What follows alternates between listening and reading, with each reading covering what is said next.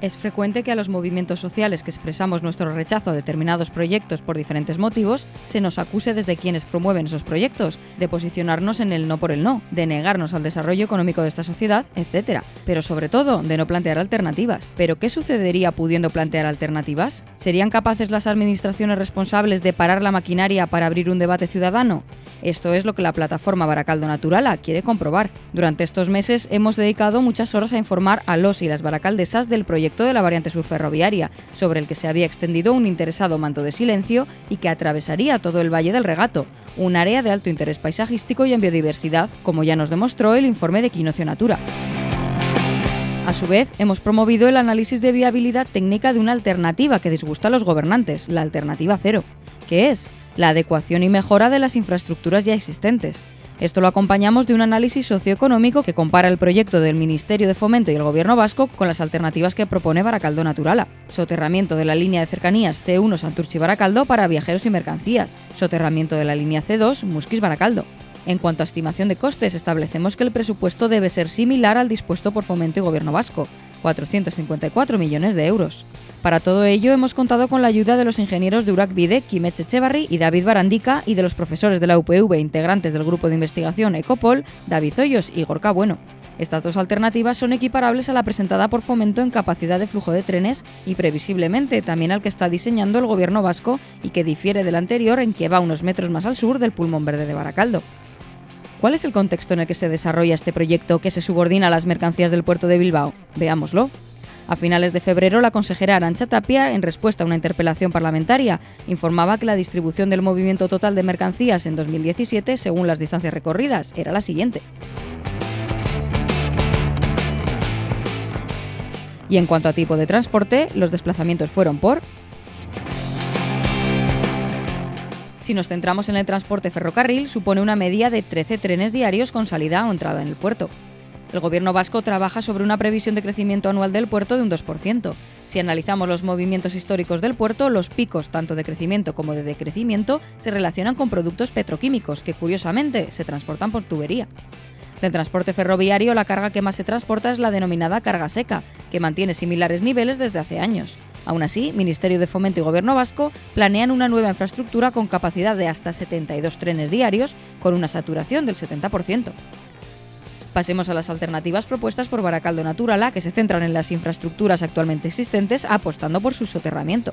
Empecemos por la C1 Santurtzi-Baracaldo, de la que históricamente se ha reivindicado el soterramiento.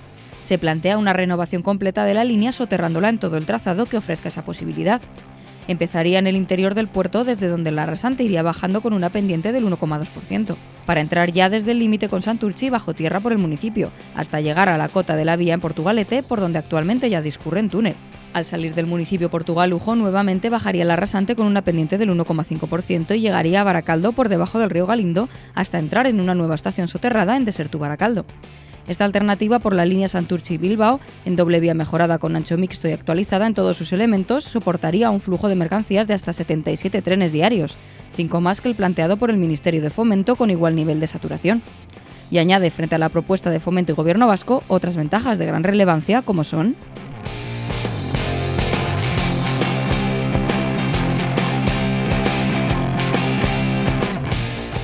Pasemos ahora a la segunda alternativa que proponemos, el soterramiento de la línea C2 Muskiz-Baracaldo. Con un desdoblamiento completo a doble vía empezaría en el túnel de Serantes, cuyo uso tras una década tapiado es la única razón que se ofrece en el estudio informativo del Ministerio de Fomento para no analizar la alternativa cero. Teniendo en cuenta que este túnel, de ser utilizado, debería ser actualizado para cumplir las últimas normativas de seguridad, se propone bajar la rasante en su tramo final, incluyendo el ancho mixto. Así, la línea entraría en Ortuella ya soterrada, con una pendiente del 1,7% y discurriría igualmente soterrado por Trapagarán hasta el apeadero junto a Vilresa y entraría a Baracaldo bajo el río Galindo en doble túnel, siendo el resto del trayecto igual a nuestra primera alternativa. Su capacidad de flujo de trenes con una saturación del 70% se situaría, al igual que en el caso de la línea Santurtzi-Bilbao, en una media diaria de 77 trenes de mercancías, 5 más que la de Fomento y con las mismas ventajas de la alternativa 1, pero ahora para los municipios de Ortuella y Trapagarán junto con Baracaldo.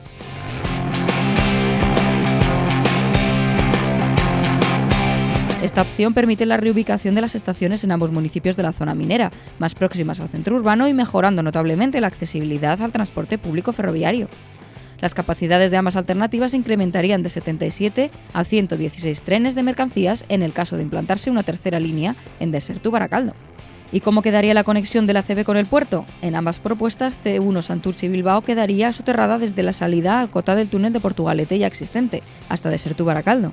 De este modo, las mercancías de ArcelorMittal se incorporan por vía soterrada con un nuevo ramal de ida y de vuelta de mayor longitud, para poder alcanzar cota con pendientes máximas inferiores al 1,5 en la factoría y así evitar problemas potenciales en arrancadas de los trenes en este tramo.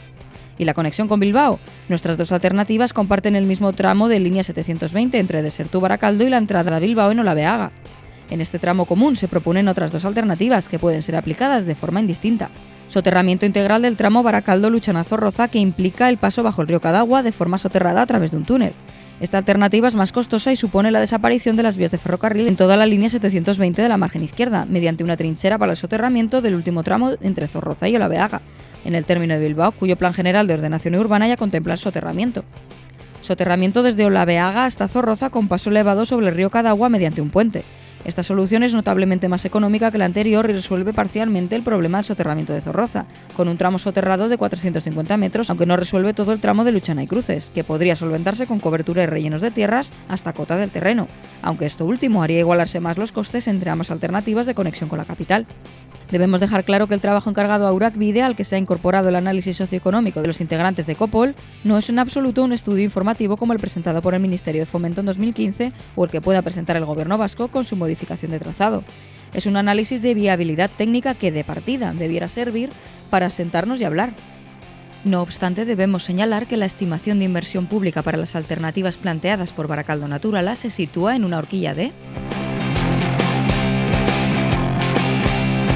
En cualquier caso, el objetivo de Baracaldo Naturala no es imponer una solución concreta, sino que las administraciones responsables, Fomento y Gobierno vasco, accedan a paralizar el proyecto para abrir un debate ciudadano, una vez constatado que existen otras alternativas viables para cumplir sus objetivos en relación exclusiva con el puerto y que añaden ventajas para las poblaciones de los municipios de Ezkerraldea y Meatzaldea, a las que consideramos que se les debiera dar voz y voto en una consulta popular.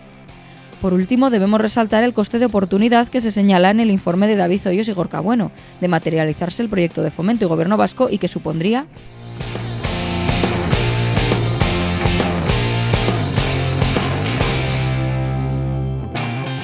Con las alternativas que planteamos de no cumplirse los objetivos de tráfico ferroviario de mercancías del Gobierno vasco, como ya pasó con los fijados por la Diputación para la carretera Supersur y que la realidad ha dejado en la mitad, al menos se habría garantizado un servicio de transporte público para viajeros plenamente actualizado y dejado abierta la puerta a una importantísima regeneración urbanística en municipios de Ezkerraldea y Meatzaldea.